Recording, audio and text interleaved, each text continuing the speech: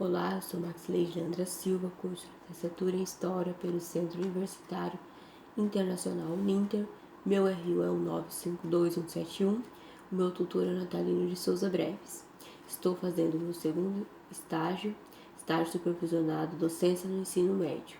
Esta é a minha terceira aula e vou continuar falando da ditadura militar brasileira. O Marechal Arthur da Costa e Silva, ex-ministro da Guerra, teve seu nome indicado pelas Forças Armadas e referendado pelo Congresso Nacional. No dia 15 de março de 1967, o Marechal Arthur da Costa e Silva é empossado no cargo de Presidente da República, tendo como vice-presidente Pedro Aleixo. Sua posse começa a vigorar a Constituição de 1967. O presidente deixa o cargo no dia 31 de agosto de 1969, com predominância de ministros civis e militares. O paulista Antônio Delfim Neto era o ministro da Fazenda. O presidente empossado organizou seu ministério. As taxas de inflação caíram no primeiro ano de governo, reaquecendo a economia e aumentando a presença de investimento estrangeiro no país. No campo político, porém, não havia sinal de retorno à democracia plena. Os militares defendiam o endurecimento maior do regime, a chamada linha dura. Vieram as perseguições políticas em missões organizadas pelos órgãos de segurança do governo. Uma onda de protestos surgiu em todo o país, com o enfrentamento direto entre as forças de segurança contra os manifestantes pró-comunismo, militantes da esquerda e estudantes cooptados por organizações subversivas, crescendo para grandes manifestações reivindicatórias e de contestação ao regime e à intolerância. As desavenças eram comuns. As patrulhas ideológicas organizadas pelo comunismo agiam nas escolas, clubes e sindicatos. Na esteira do acontecimento, os que apoiaram o golpe militar, como os Carlos Lacerda, se sentiram excluídos do processo e passaram a se opor ao governo. Lacerda tentou se unir a Juscelino e Jango, que se encontravam exilados, num movimento que ficou conhecido como Frente Ampla. No início do seu governo, os protestos estavam disseminados por todo o Brasil, o que provocou o recrudescimento do Estado. Na mesma proporção, a oposição, que em muitos casos já estava na clandestinidade, havia algum tempo começou a radicalizar suas ações com assaltos a banco, ataques a soldados para roubo de armas e sequestro de líderes militares. A violência da ditadura militar começa a fazer suas vítimas, sobretudo contra o lado opositor ao regime, guerrilheiros, comunistas, estudantes e liberais. Os confrontos entre grupos antagônicos se intensificam, com revoltosos de um lado e opositores do lado do regime do outro. As manifestações de protesto ganham as ruas em quase todas as principais cidades do Brasil, nos primeiros anos após o golpe militar. Os estudantes começam também a radicalizar suas ações. Com a chegada do general Arthur da Costa e Silva ao poder, as greves dos operários tomaram corpo, na mesma proporção em que a linha dura já fazia suas vítimas. Em 29 de março de 1968, houve um protesto de 50 mil pessoas no centro do Rio de Janeiro. Em junho, uma multidão calculada em 100 mil pessoas realizou durante mais de 7 horas uma passeada de mães, padres, estudantes, artistas e intelectuais pela liberdade dos presos. Episódio que se tornou conhecido como Passeata dos 100 mil. Foram 100 mil cidadãos, membros do movimento estudantil, setores da Igreja Católica e grupos das senhoras a protestar, que anteriormente havia incentivado a Marcha da Família com Deus pela Liberdade e a Marcha da Vitória. Promoveram em passeata a segunda maior mobilização do período contra o regime ditatorial até então, perdendo somente para o comício da Praça da Sé em São Paulo. No governo estavam oficiais da linha dura e as ruas eram dominadas pelas greves operárias e movimentos estudantis. Organizações essas lideradas por membros da esquerda. Neste clima iniciou-se a controvertida batalha entre o Estado e manifestantes, que reivindicaram o fim do regime. Como consequência, as liberdades individuais foram suprimidas e o país definitivamente entrou em um processo de radicalização entre os militares e a oposição, que gerou o gradual fechamento do regime, até culminar com a promulgação do Ato Institucional número 5.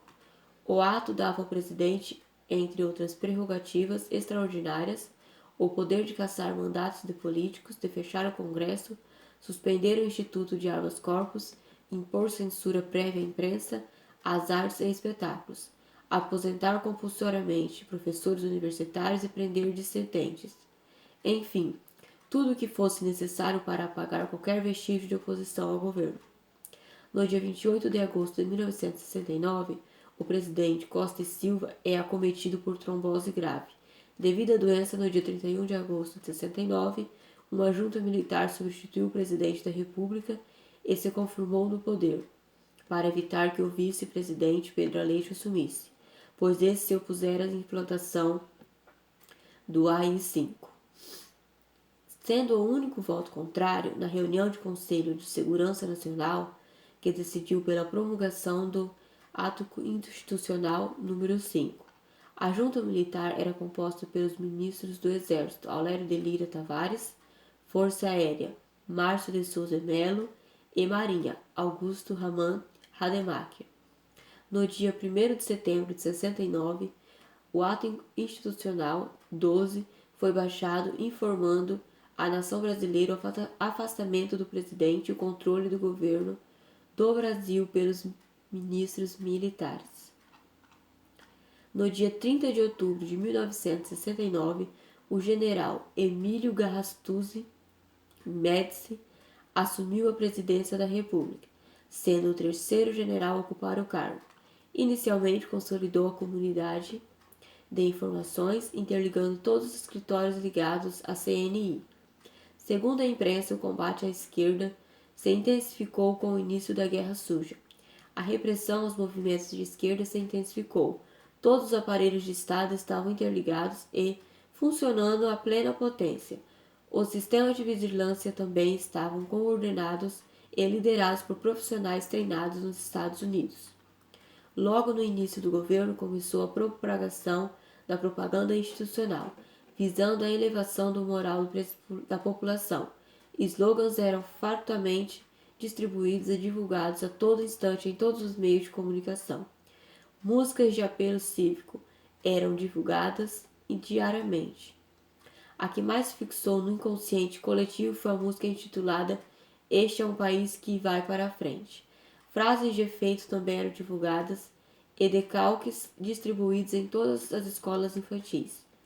Ao mesmo tempo, se iniciou uma campanha de aprisionamento, tortura e morte institucionalizada nos porões da ditadura, onde pessoas eram torturadas e mortas pela repressão, ao mesmo tempo em que se intensificaram os atentados e os sequestros praticados pelas guerrilhas.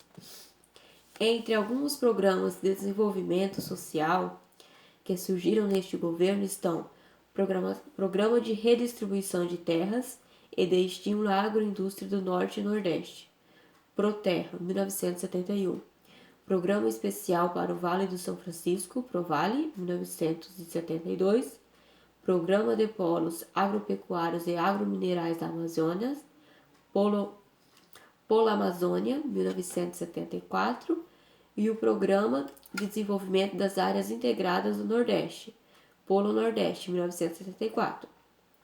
O presidente Médici, como dispondo do Ato Inconstitucional número 5, não cassou o mandato de nenhum político nos seus 4 anos e meio de mandato. O Plano Nacional de Desenvolvimento, PND, definiu as prioridades do governo Médici: crescer e desenvolver aproveitando a conjuntura internacional favorável. Neste período, o Brasil cresceu mais depressa que os demais mercados latino-americanos. Foram atingidos altos índices de desenvolvimento econômico sob a ideia do surto do programa de processo que o país estaria vivendo. O governo anunciava à população o milagre econômico, ou milagre brasileiro, projeto conduzido pelo então ministro da Fazenda Delfim Neto. Com a abertura do país ao capital estrangeiro, dezenas de empresas multinacionais se instalaram no Brasil, e os grandes fazendeiros passaram a produzir pela exportação. O ministro da Fazenda de Médici, Delfim Neto, justificava a distribuição de renda. Não se pode colocar a distribuição de renda na frente da produção. Se o fizermos, acabaremos distribuindo o que não existe. Delfim Neto defendia com a frase a necessidade de investimento prévio em infraestrutura, como as usinas hidrelétricas, sem as quais não haveria aumento da produção nacional. O grande beneficiário do milagre foi o capital estrangeiro e as empresas estatais que se expandiram muito durante o regime militar, especialmente a Petrobras, a Vale do Rio Doce e a Telebrás. Sufocada com a economia nacional privada, pequenas e médias empresas perdiam espaço e endividamento externo crescia. Os trabalhadores, por sua vez, tinham seus salários aviltados, porém, estando a inflação baixa até a crise do petróleo de 1973, o maior crítico desse período foi o empresário Kurt Rudolph, que escreveu o livro A Ditadura dos Cartéis, que chegou a ser censurado. O milagre econômico de 1968 a 1973 era justificado pelo crescimento do Produto Interno Bruto, PIB, e, entre outros aspectos sociais e econômicos, pelo surgimento de uma nova classe média. Médici utilizou a propaganda institucional maciça para promover o regime. Estabeleceu o senador Filinto Miller, conhecido internacionalmente como o carrasco que servia Getúlio Vargas, como presidente do Congresso Nacional e como chefe do partido situacionista, a Arena. A principal realização do governo Médici foi terminar com os movimentos guerrilheiros e subversivos existentes no Brasil. Combate este que ficou a cargo do ministro do Exército Orlando Geisel. A maior guerrilha brasileira, a guerrilha do Araguaia, foi finalmente derrotada, abrindo espaço para o sucessor de Médici, Ernesto Geisel, iniciasse a abertura política. Geisel assumiu o governo em 1974 até 1979, em um período de ajustamento e reedificação de prioridades, grave endividamento externo, flutuações de desempenho, dificuldades inflacionárias e, mais tarde, a recessão.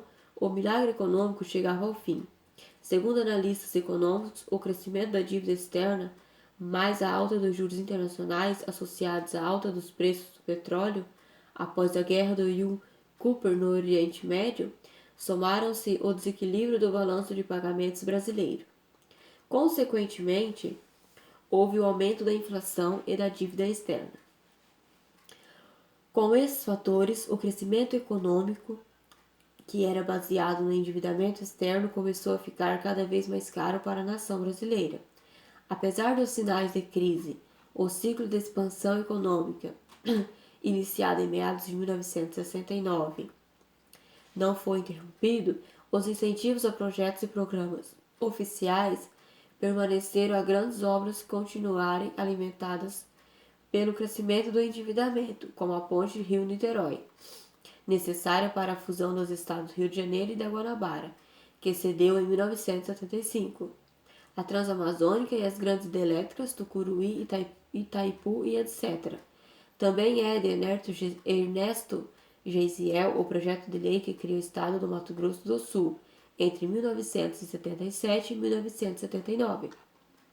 A chegada de Jimmy Carter à Casa Branca em 1977 também dificultou a sustentabilidade política e econômica do governo golpista, visto que Carter foi o primeiro presidente desde o assassinato de John Kennedy em 1963 que não deu pleno apoio norte-americano a regimes anticomunistas autoritários na América Latina.